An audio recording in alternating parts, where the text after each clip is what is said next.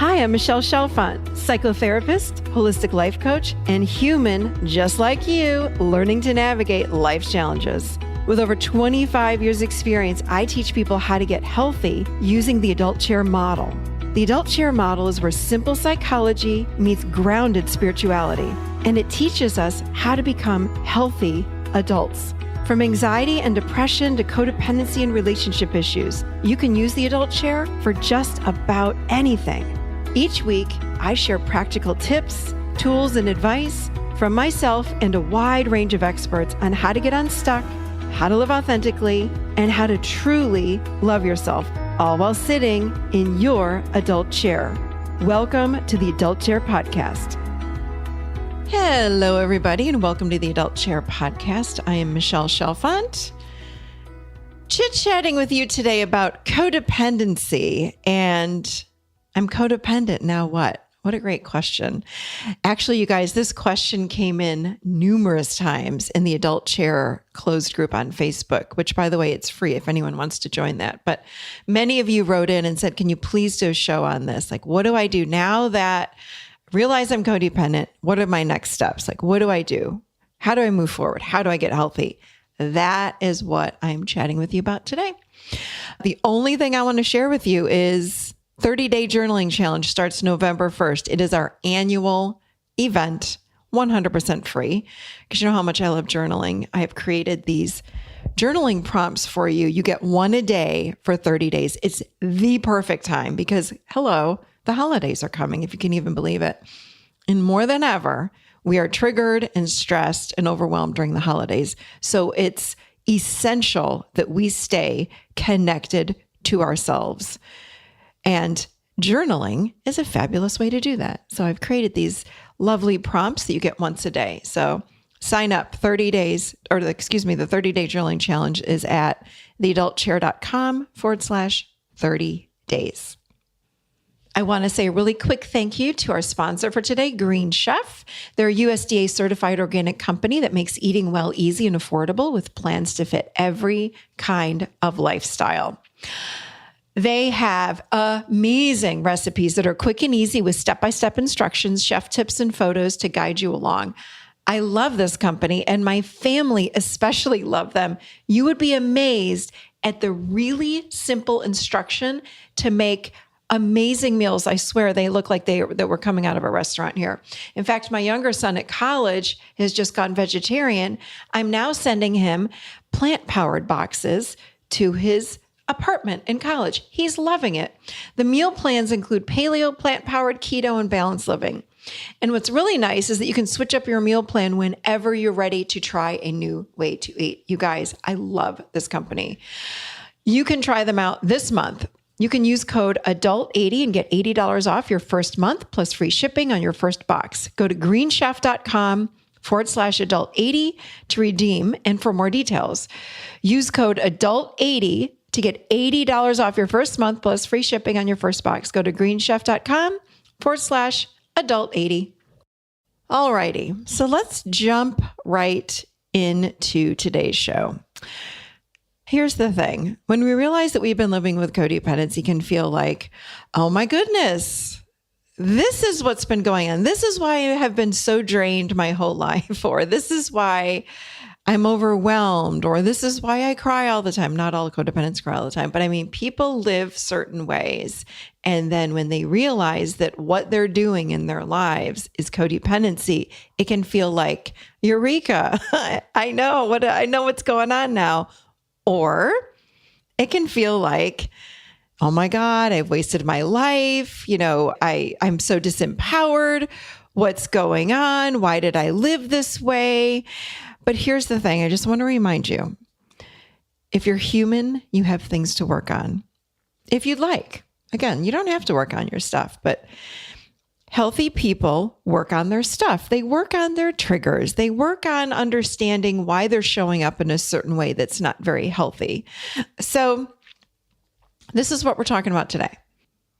How we can get healthy if we realize, oh my goodness, I've got a lot of these codependency characteristics. I need to make some changes in my life. What do I need to do next? I'm going to share with you some like next steps to take you on a journey, honestly, into healthy living. And yes, I don't care who you are, you can do this. And actually, even if you're not codependent, you can take the steps I'm going to offer you today and you can apply it into your life. So let's just start out with what codependency is. And as a preface to all of this, if you Googled codependency, you might see my face because I know it that well. That was my life. And thank goodness I discovered that that's how I was living and I turned it around. So let me tell you again, if I can do this, anybody can do this. I'm going to break it down very simply for you. Let's talk about what codependency is, okay? It's basically a loss of self and an identity that's built upon others and others' needs. So I often say to people, it's an outward focus of self, meaning I don't know who I am on the inside unless I'm helping, fixing, or taking care of someone else. So it's like my whole focus is outside of me. I'm worried about my kids. I'm worried about my friends. I'm thinking, how can I help my partner? How can I help my parents? Whomever it is, we're focusing so much outside of us. And the reason that we do that is because the internal self, we don't know who that is. We feel empty on the inside and we fill ourselves up by helping, fixing, taking care of others. So let's go over some signs of codependency and what it looks like. So as a therapist and a coach, when I used to have an office, I would sit with someone and that I might guess is codependent. And I would say things like, okay, so tell me about yourself. What do you like to do? What do you enjoy eating, or what are your hobbies? And when I asked them that question, when I would already suspect that there might be some codependency at play here, they would look at me like, well, I don't even know. I have no idea. So that's a clear sign of codependency when we really just don't know who we are on the inside. It's because, again, we're so outwardly focused on other, we don't know what's going on within ourselves. So they can tell me all about everyone else, though. They can say, well, my son really likes pizza, or my, husband likes this, or my wife likes this, or whatever, but they don't know very much about what's going on inside of them. That's a clear indication. Another one is low self-worth. So again, it ties to the above. When you have an empty sense of self, you don't feel much self-worth. Okay, because their worth is tied to other and how much you can help or take care of, again, or fix others. So if I'm not taking care of another person outside of myself, I feel empty on the inside. Okay. The other thing is, when we're codependent, number 3 is we seek outside validation and approval for our worth and our value. So we like a lot of validation. We like when people say, oh, thank you so much. That was so nice. Or that was such a good job. What would I do without you? That kind of fills us up. But again, we want healthy self-worth comes from within, and there's not this external need of validation outside of me. Number 4 is typically codependents don't even know what boundaries are, or they're terrible with setting boundaries for themselves. Because here's the thing. If I don't have healthy self-worth, and I don't love myself, and I don't know who I am, if I don't have that, then there's nothing to boundary. It's only people that have healthy self-worth. If I have a healthy self-worth, then I want to take care of that. And that means I'm going to use boundaries. So people that are codependent, they don't do well with boundaries. Number 5, unsure what they're feeling or what emotions they're experiencing. I will oftentimes say things, even now when I'm working with clients, I'll say, so how do you feel, for example, when your husband said blah, blah, blah to you? Or how did it feel when your mother yelled at you in front of everyone at the Thanksgiving table? And the response might be, well, it's an excuse, something like, well, they had a long day, or they're really stressed about someone else, or blah, blah, blah, blah, blah. So they're not quite sure, though, what they're feeling. Like, well, how did it make you feel when they said that? I don't really know. It just kind of numbed me out. Or they might say, well, it was upsetting, but I got over it very quickly. There isn't that healthy response of something like, hey, that really hurt me, or That was disrespectful. That made me feel really sad on the inside. It's just not okay how they treated me. That's what I look for. But if I don't hear that, that's another indication that there might be some codependency going on here. Number 6 would be making decisions is difficult. So even when someone says things like, hey, where do you want to go out to eat tonight?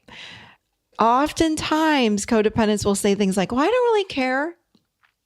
If not always, they'll say that. I don't care. Doesn't matter to me. They unconsciously don't want to rock the boat. And most of the time, they really don't know. Or if they have a desire to go somewhere, it's too uncomfortable to speak up because, again, there's the outward focus. They want to please the people outside of them. They're looking for the other people outside of them to be happy, and then that makes them feel good temporarily. Remember, codependency is an addiction. It's an addiction to helping others. It's an addiction to, again, fixing others outside of self. So when we're not doing that, it feels bad. So it just feels really good just not to even speak up about where I want to go to dinner.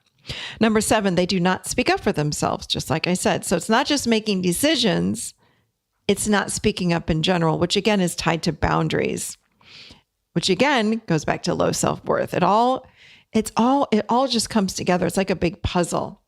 If you don't have healthy self-worth and self-love, you're not going to want to boundary yourself, which of course means I'm not speaking up for myself. The last one is fear of abandonment. So when we're codependent, we're really afraid of being alone, being left alone. I don't want to be, end this relationship, even though it's a really unhealthy relationship. I'm going to stay in it. I'd rather stay in an unhealthy relationship and have someone outside of me instead of being and living alone. So underlying all that is this fear of abandonment. So they take, a disrespectful or cruel or even abusive behavior. You'll find a lot of people that are in relationships with narcissists are codependents. So not all, but that absolutely tends to happen. So if you're listening to this again and you're scared and you're thinking, oh my God, what am I going to do? I'm stuck. Here I am. You just mentioned me, Michelle. That sounds like me. You need to make a decision right now. You can look at this day as the first day of the rest of your life, or you can focus on all the things wrong with you and the big screw up that you are and that your parents didn't do this and do that correctly, and therefore you're where you are now. I just want to share with you, though, when you are in that victim seat, it's like carrying around a cement suitcase. You've probably heard me say that before. It's heavy, really heavy, to go around stuck in a story and blame of someone else. This was my story. I lived like this. When I realized in my early 20s that I was codependent, I fell into the story of, oh my gosh, my parents, if they had only done this, and my mother only had done that and didn't do this and didn't do that, then I wouldn't have any of these issues. Then I'd be so much healthier. It's not true. It might be partially true. Maybe I wouldn't have been so codependent, but we're humans. We come into this lifetime and we're going to have stuff. We're going to have issues to work on. So whether it's codependency or 15 other things, you got to say to yourself, like I did, who cares? Because carrying around that cement suitcase with that story that only brings us down, it doesn't help anybody. And it definitely does not help you. I promise you, it does not help you. It's just a heavy story that you carry around. And I remember the day that my sister said to me, like, are you going to ever stop telling the story that if mom had only done this and dad had only done that, then maybe you wouldn't be so codependent? I remember I was standing in her house and I was like, oh my gosh, I was in my mid-30s. And I said, you're right. I got to stop that story. And that was the day I decided to stop telling my story. Not just to others, but you guys, you got to stop telling the story to yourself. That's the most important person. And that was the day I decided to walk a new journey. And that was one of empowerment. And therefore, I had to tell myself a new story. Like, okay, if that's my past, I'm going to leave it where it is in the past. Now I'm going to look forward. How do I want to live instead? I don't want to be a victim anymore. We choose victim. Nobody throws us in the victim chair. We choose it. We choose it with our thoughts. I was choosing mine. I was so in that victim chair Nobody put me there. We can sit and say, well, my parents or grandparents or friends or whomever shoved me in that chair. No, we choose to live in that chair. It's part of the adolescent chair, you guys. It's one of the ego personas that we choose. I hope that doesn't sting, but it's true. And I don't like being called a victim. That feels yucky to me, but I was one because I was choosing a story that was really disempowering for me. So I had to make that decision when I was in my 30s to say, you know what? Whatever. Not only am I dropping the story, but I don't like labels. So for me to walk around with this codependent label on my forehead and telling the world I was codependent wasn't helping anybody. So I understood that my traits were of codependency, but I let the label go. I encourage you to do the same thing. I don't care if you have a label of anxiety, depression, codependent, love addiction, whatever your label is that you carry around, it keeps you stuck. To let it go. Gain the understandings of that label, like the traits, and then work on those traits, but drop the label. Drop the label. Instead, this is what you can start doing today, okay? Here's some steps. Number one, like I was just saying, claim your stuff. Take responsibility for your part, all of it. Own your reality, okay? I had to own my reality. Like, wow, I'm walking around, yes, with codependency traits, but also in the victim. Also, I'm blaming my parents. I'm blaming people around me. I got to stop it. So I had to take responsibility for that. I did not say I sat there and judged myself. I did not say I sat and blamed myself. I did say I just took responsibility for what I was doing to myself. And that meant for me dropping my story and stepping out of victim and letting it go. We think being in that victim seat's really helping us. It doesn't. It keeps us stuck. I promise you that. You're stuck in it. But these are some, when I say own your reality, this is what I'm talking about. It's like, take off the rose-colored glasses and look at your life and really get honest with yourself. This is the journey to recovery and healing. So you might look at yourself and say things like, oh my goodness, you know what? I'm in a really unhealthy relationship. These are some examples. Or, oh my goodness, I'm mad that so-and-so talks over me all the time, but here's what's true. So-and-so may talk over me or be very controlling with me, but here's what's true. I'm allowing it. My life is my responsibility, and I'm allowing so-and-so to walk on me. You've got to take care of you and your life. It's your job, no one else's. It's wonderful when we have people that care about us and help us in life. I'm not saying that. But ultimately, my life is my responsibility. So please stop blaming others. Own your life. If you feel bad about who you are and you don't talk nicely to yourself or you beat up on yourself, that's on you. Again, I'm not blaming you, and I certainly do not want you to blame you, but start getting clear on how you're living your life. Gosh, I'm beating up on myself. I don't talk nicely to myself. I would write all these things down. As you're taking responsibility for your life, write down what's going on that you've been not seeing clearly. What are your hobbies? Write them down. Are your hobbies your kids? A lot of people say, well, I don't have time. My kids and my husband, or my kids and my wife, they're my hobbies. No. Or I don't have a lot of friends right now because I'm so busy with family. No, unhealthy.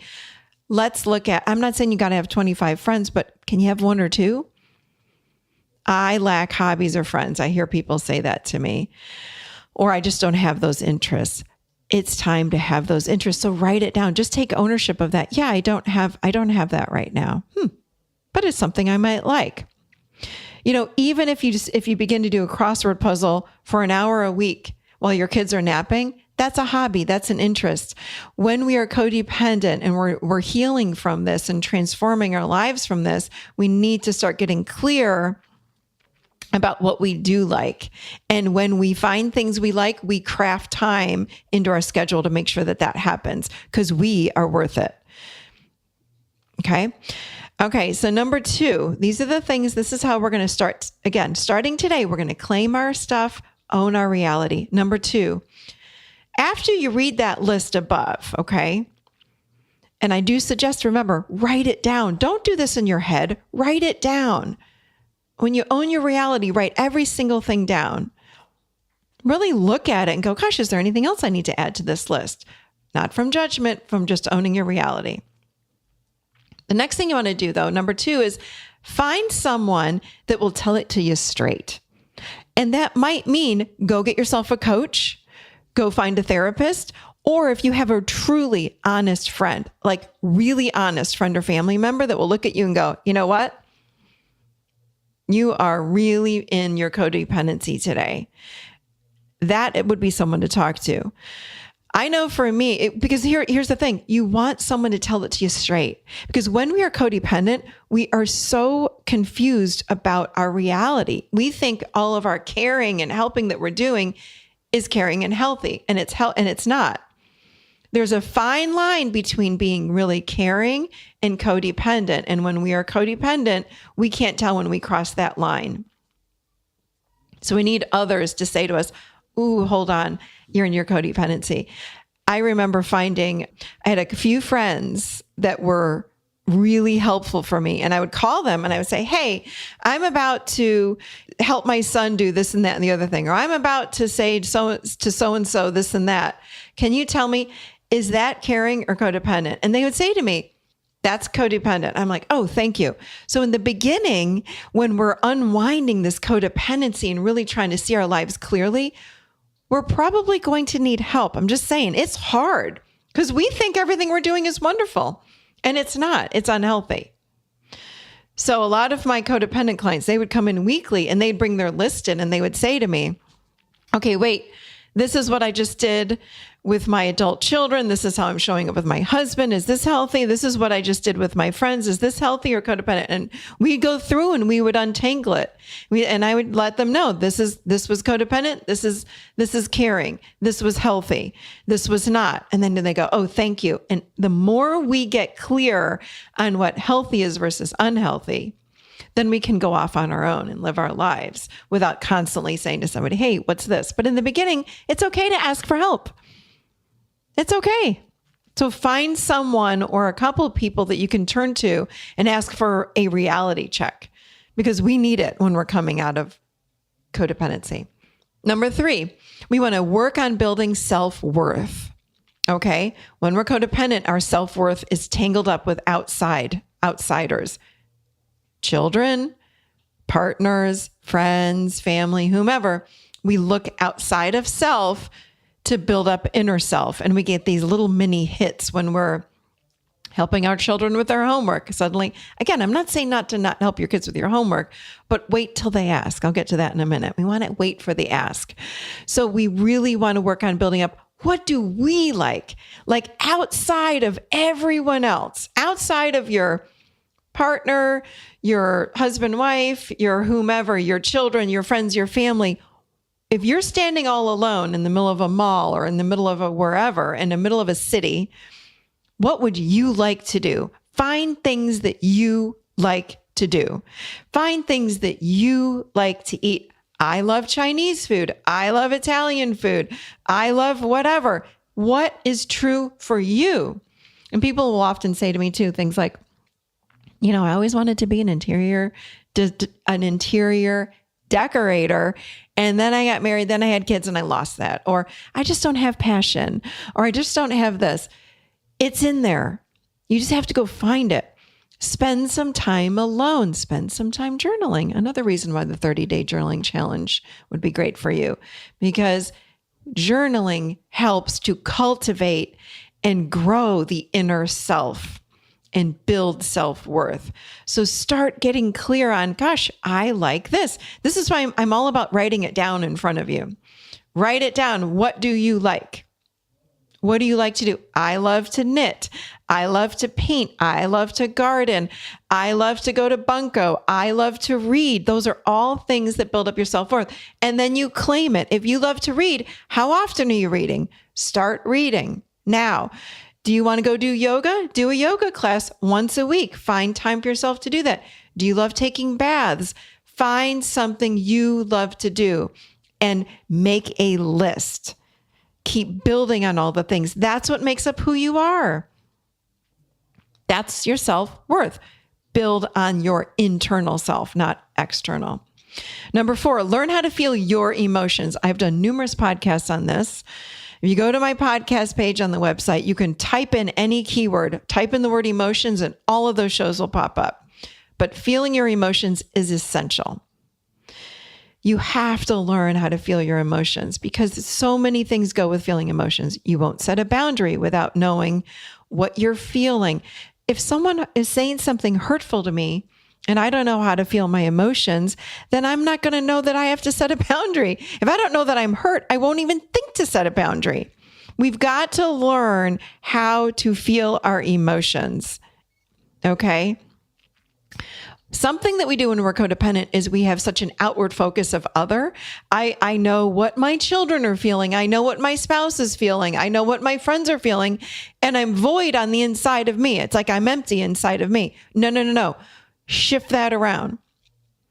Pull yourself in and stay within you and know what you're feeling first. So that's about containment. So if you think about the human energy field, when we're codependent, it is expanded out so far because we're always tuning into other people. We want to pull ourselves back into self and learn what I'm feeling.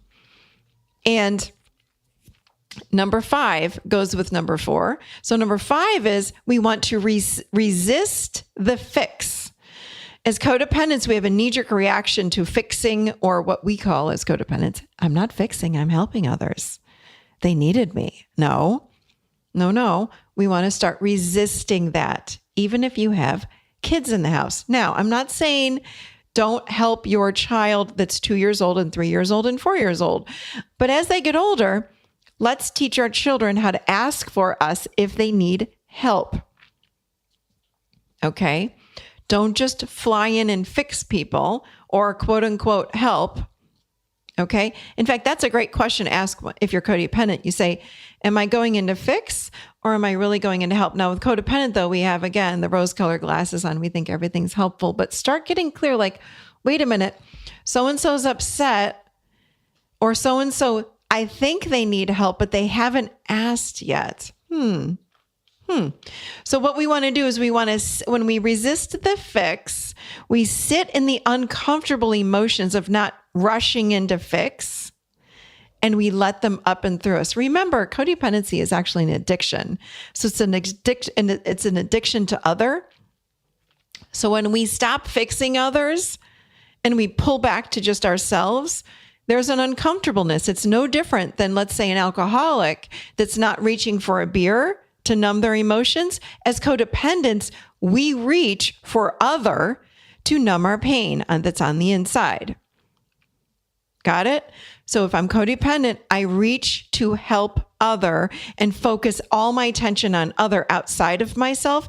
That's like drinking alcohol because it's numbing us out on the inside. So instead, what we want to do is not reach for other.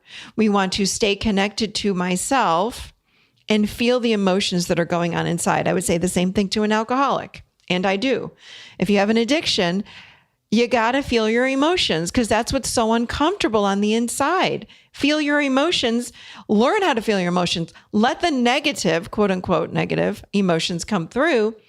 Shame, guilt, fear, grief, pain. When you can learn how to let those come through you without fixing. And by the way, remember, emotions take 90 seconds to move through us, okay? 90 seconds. But when you let those come through, then your urge to fix gets less and less and less and less and less, okay? So with codependency, we want to wait for others to ask us for help, okay? It's not to say we can't ever ask someone, hey, would you like my help with that? but don't overly ask. It's out of balance when we're codependents. We swoop in, and swoop in is the word I want. We swoop in and help others before they've even asked. And let me tell you something. When we start to heal our codependency and build our inner self-worth, okay, and learn how to set boundaries, people don't like it. They don't like it. Let me just tell you. Now, some people, the healthy people around you, will cheer you on, but some people are like, why aren't you there for me anymore? Well, of course I'm here. You just have to ask. I'm here for you always. And this is a good thing. This is a good thing. Wait for others to ask for help. Now you can say, I'm here if you need me. Okay. And then hang up the phone, walk away, let go. Okay. So it's a very exciting time, my friends. Think of this as the first day of the rest of your life. Get excited about it. Okay. Now, there's a little caveat to that. This is about you finding your power and learning to feel your emotions, setting boundaries, all these beautiful things that go with being a healthy adult. Now, as you're on this journey, you might feel some anger around your parents, because if it weren't for them, then you might not be codependent. That's okay. If you know anything about me, you know I'm going to say, do not suppress your emotions ever. I'm going to invite you to feel those emotions around feeling, I'm really mad because, you know what, if my mother had been stronger, maybe I wouldn't be so codependent. If that's an emotion that's coming up and through you, wonderful. Feel it. But let it go when you're done feeling it. Drop the story. I know with myself in the beginning of my marriage, I fell into huge disempowerment. I was so codependent and fell into disempowerment. And I acted in ways that were not my healthy, strong self. And I know when I was working in marriage counseling with my husband, when we were really untangling a lot of this, man, I was angry. I was angry. At first, I was angry at him. You know, I was so disempowered and you were so controlling and blah, blah, blah, blah, blah. And then I was mad at myself. Now, again, what I realized was going through all this, I'm like, yeah, I was mad at him, but it wasn't his fault. I gave him my power. Why would I be mad at him?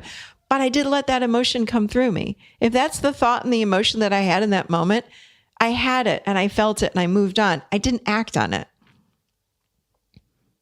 Same with myself. I was mad at myself. What did you do all these years? Why were you so disempowered, Michelle? It was the codependency. Feel that emotion, all the emotions around that, and then let them go and move on. Don't build a story around the emotions that you're feeling. If you feel disempowered, feel it and move on. Don't feel disempowered and then drop into blame and then go into a story around so-and-so that made you disempowered and blah, blah, blah, blah, blah. No, that does not help you move on. And it keeps you stuck, frankly. And you don't want to be stuck. You want to move on. So feel your emotions, move on. Okay? So as you're discovering yourself and build this 2.0 version, this healthy adult version of you, get excited. This is so many great, new, beautiful things are coming from you. It's the new you, the 2.0 version. Act 2, I like to call it. This is Act 2 coming for you. What's the second part of your life going to look like? You get to choose it. I really invite you to see this as a new time of self-discovery and building a healthy you. No matter what your age, you know, I work with women and men, of course, but mostly women that are 60s and 70s, and they'll say, aren't I too old? I'm like, heck no, you're not too old. Why are you too old? Unless you're in the graveyard, you're not too old. I don't care if you're 90. Start today. You have the rest of your life to keep getting healthier and finding your true self and building that self-worth. Healing this codependency will take much less time if you look at it like this instead of blame and shame and all of this stuff. I really do speak from experience on this one. It's a fun journey if you allow it to be that way and if you choose. Everything's about choice, you guys. If you choose to see it like that. Have fun with this. My friends would giggle with me and go, I love your codependency, but I just got to tell you, you're being really codependent right now. And I'd be like, damn it, I missed it again. This is in the beginning stages because it was like I couldn't see. It's like you can't see straight. I couldn't see straight. So it really can be a fun journey if you choose to see it like that. And again, the choice is all yours. That's what we do in the adult chair. It's always about choice. What thoughts are you choosing? What actions are you choosing?